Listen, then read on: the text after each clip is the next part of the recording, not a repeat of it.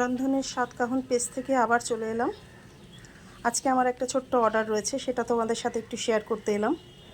আজকে যে অর্ডারে যেটা ছিল ভেজ ডাল, মুগের ডাল, সবজি দিয়ে, কড়াইশুঁটি, গাজর, বিন সব দিয়ে একটা ভেজ ডাল আছে। সঙ্গে আছে ঝুড়ো আলু ভাজা, আমসত্ত্ব, খেজুর, কিশমিশ, কাজু, টমেটো দিয়ে একটা চাটনি, আর আছে পাঁঠার মাংস।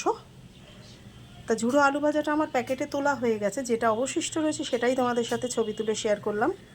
আজকে এই খাবারটা আমার যাচ্ছে সোদপুরে। তা ছোট ছোট অর্ডারগুলো নিয়েই থাকি, কারণ বড় অর্ডারের নেওয়ার জন্য দুঃসাহস দেখাতে পারি না, যেহেতু আমি একটি ছোট চাকরির সঙ্গে যুক্ত আছি।